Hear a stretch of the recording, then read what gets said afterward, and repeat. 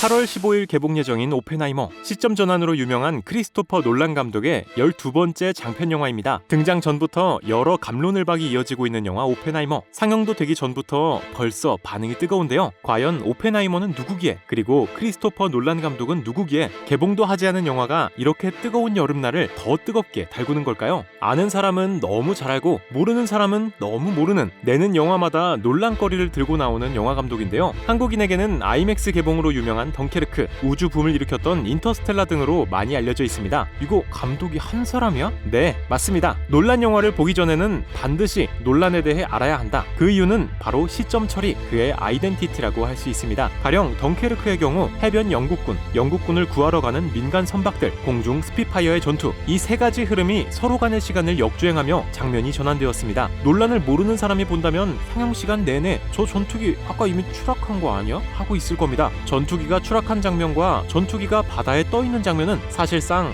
한 영화 안에 두 개의 영화를 따로 재생한 것이죠. 논란의 연출은 대부분이 이러한 방향으로 이루어집니다. 오펜하이머 역시도 세 가지 스토리가 서로 간의 시간을 역주행하며 각각의 이야기를 풀어갈 예정이라고 합니다. 영화 오펜하이머에서는 오펜하이머 일생을 세 분할해서 세 개의 시간대에서 이야기가 각각 진행된다고 하는데요. 한 갈래는 오펜하이머의 22살 유학 시절부터 맨해튼 프로젝트까지, 두 번째 갈래는 오펜하이머가 수소폭탄을 반대하던 1954년의 이야기, 세 번째 갈래는 1959년 오펜하이머의 정적이었던 스트로스의 청문회, 이렇게 세 갈래의 이야기는 빈번히 교차되며 각각 서로 다른 색감으로 묘사될 예정이라고 하죠. 이제 감독에 대해서는 알았는데 오펜하이머는 누구고 맨해튼 프로젝트는 또 무엇이며 스트로스는 또 어떤 사람인지 배경 지식이 없다면 영화를 감상하기 힘들겠죠. 영화를 감상하시기에 앞서 오펜하이머라는 인물의 일생에 대해 간략히 알아보겠습니다. 다들 핵폭탄하면 어떤 과학자가 생각나시나요? 아마 절대 다수가 아인슈타인을 떠올릴 겁니다. 하지만 핵폭탄을 개발하는 데 아인슈타인 못지않은 영향을 끼친 과학자가 있었습니다.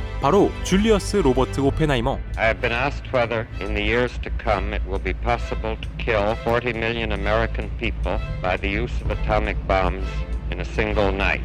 I am afraid that the answer to that question is yes. 1904년 미국의 뉴저지주 프린스턴에서 태어난 천재 물리학자입니다. 대부분의 천재들이 그렇듯 그 역시도 다소 괴짜스러운 젊은 시절을 보냈습니다. 성적이 좋지 못한데 이게 다 실험에서 깎인 거였죠. 즉 이론은 누구보다 뛰어난 학생이었습니다. 천재였던 거죠. 결국 보어 모델로 유명한 닐스 보어의 추천으로 괴팅겐 대학교로 학적을 옮기게 됩니다. 당시 상대성 이론과 함께 이론 물리학의 양대 산맥으로서 대두되던 양자 물리학을 접하라는 의미였습니다. 그렇게 오펜하이머의 파란만장한 일대기는 막을 올립니다. 오펜하이머는 두 여인과 사랑에 빠졌습니다. 진 테틀록과 연인 관계가 되는 한편 캐서린과 결혼하게 된 것인데요. 문제는 당시 두 여인이 공산당의 사람이었다는 것이었습니다. 자유진영의 대표주자 미국의 아들이 공산당과의 접점이 생긴 것은 이때부터였습니다. 하지만 당시에는 이것이 오펜하이머의 인생을 바꾸어 버릴 인연인지 아무도 알지 못했죠. When the cancerous Nazi growth spread farther still, ultimately, whoever gets the bomb first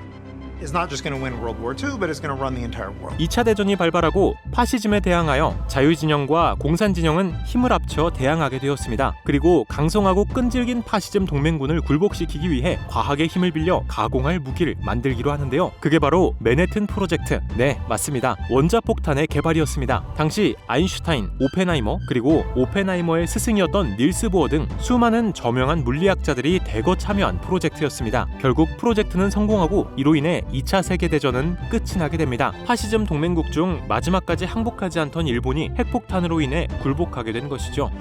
And of course, a great many people felt that the atomic bomb had ended World War II. Perhaps it had. 전쟁이 끝났으니 모두 축제 분위기여야 하잖아요. 그런데 다들 간과한 게 있었죠. 적의 적이니까 손을 잡았던 것뿐 아직 자유진영이랑 공산진영은 친구는 아니었던 겁니다. But the genie was out of the bottle, right? Those who possess this will be able to shape the world order. And very quickly, the Soviet Union took note. Announcement that Russia has created an atomic explosion. 그래서 미국은 맨해튼 멤버들을 다시 꾸려서 보다 강성한 무기를 만들고자 노력합니다. 바로 수소폭탄이었죠. 원자가 수소보다 세 보이는데? 이름에 속으면 안 되겠죠? They're categorically different. 1,000 times stronger than anything you'd see in a Hiroshima and Nagasaki bomb. 원자폭탄은 핵분열, 수소폭탄은 핵융합을 이용한 무기인데 이 핵융합이라는 것이 쉽게 말하면 태양이 분출하는 에너지 같은 겁니다. 그렇게 양측 진영은 이 핵융합 기술로 뛰어들게 되는데요. 원자폭탄을 개발했으나 핵 확산 방지를 위한 오펜하이머는 이 수소폭탄 개발에 반대하게 됩니다. 그런데 그로부터 몇 년 후 미국의 적이었던 소련이 이 수소폭탄을 개발해버린 것이죠. Louis Strauss, the new chairman of the Atomic Energy Commission, and Strauss knows Oppenheimer and has grown to intensely dislike him. 아이언맨으로 유명한 로버트 다우니 주니어가 맡게 될 루이스 스트로스. 스트로스는 오펜하이머에 대한 질투심으로 인해 반누명을 씌워 그가 더 이상 새로운 연구를 이어가기 힘들 정도로 그의 인생을 망쳐두었습니다. And how does he do it? Louis Strauss focuses on Oppenheimer's association with left-wing friends during the 1930s in Berkeley. 공산주의, 미국의 삶을 파괴하는 이 사악한 시스템. 2차 대전 당시 소련은 미국의 동맹국이었기에 공산주의를 추종하거나 어울리는 것은 그리 나쁜 일은 아니었죠. 하지만 냉전에 접어들자 분위기는 돌변하고 과거 어떤 식으로든 공산주의와 관련된 사람들은 안보를 위협하는 존재가 되었기 때문이죠. It was from attitudes like that that finally led to the government deciding they had to pull Oppenheimer's security clearance. He would have to give up his security clearance in 30 days or ask for a hearing. 하지만 오펜하이머는 포기를 하지 않고 청문회에 참석합니다. 위험인물이라는 낙인을 인정하지 않았기 때문이었죠. And it quickly becomes clear that this is not just a security hearing, this is a trial. The deck is stacked against him, and it's ugly. They're wiretapping his conversations with his lawyer illegally. One of the most damning pieces of evidence that was brought out. 치명적인 증거는 2차 대전이 한창일 때 오펜하이머는 자신의 집에서 친구 호콘 슈발리에와 대화를 나눴는데요. 그때 호콘은 오펜하이머에게 원자폭탄 정보를 소련에 넘길 방법이 있다며 넌지시 떠봤습니다. 당시 오펜하이머는 이 말을 무시했지만 대화를 보고하지는 않았는데요. 이미 공산당원들과 친하기 때문에 보안당국이 자신을 감시한다는 사실을 알고 있으며 그로 인해 눈에 띌 짓은 안 하려고 했죠. 하지만 문제는 훗날 안보팀에서 이날의 대화를 물어봤을 때 오펜하이머는 번번이 모호하게 답변하고는 대충 넘어갔었다는 것. And when they confronted Oppenheimer with these evasive versions, they asked him, "Why did you do this? Why wouldn't you have been forthright?" He said, "I was an idiot." One person who sort of put the nails in his coffin, of course, was Edward Teller. Teller testified against Oppenheimer, and one of the scientists who was close to Oppenheimer said that it was a matter of not only stabbing Oppenheimer in the back, but twisting the blade. The result was to be expected. Dr. J. Robert Oppenheimer, the famous scientist whose suspension this week by the Atomic Energy Commission surprised the nation.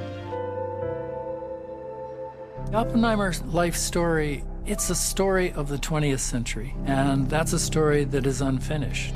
Will always be unfinished. 이제 5일 앞으로 다가온 영화 오펜하이머의 개봉. 주인공 오펜하이머뿐만 아니라 70년 전의 천재들, 전쟁을 끝낸 영웅들의 이야기까지 모두 담아낸 시놉시스. 거기다 괴짜 물리학자들의 이야기를 담아낼 괴짜 감독 크리스토퍼 놀란, 한국인에게도 익숙한 주연 배우진까지. 오펜하이머라는 인물 자체도 논란이 있던 와중에 영화의 라인업과 시놉시스까지 이리도 짜릿하기에 영화 오펜하이머의 개봉이 설레이는 것 같습니다. 영화의 뚜껑이 열릴 5일 후를 상상하며 오늘의 영상을 마치겠습니다. 아메리칸 프로메테우스를 읽고 설의 마을 하동우 줄리어스 로버트 오펜하이머 처음 이 책을 골랐을 땐 이런 내용이라고는 상상도 못했다. 하지만 책장은 술술 넘어갔다. 줄리어스 로버트 오펜하이머. 또 한 주제. 줄리어스 로버트 오펜하이머.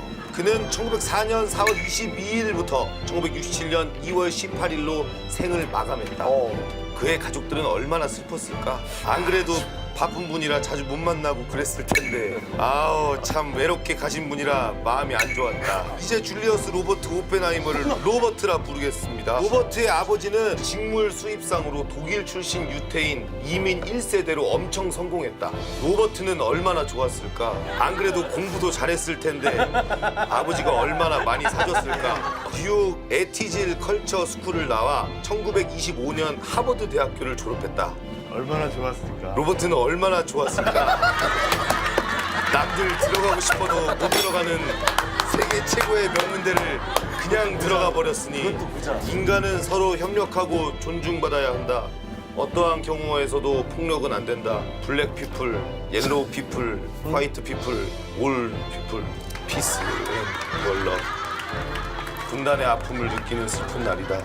하루빨리 통일이 되어 세계 평화가 왔음 하는 바람이다. 야.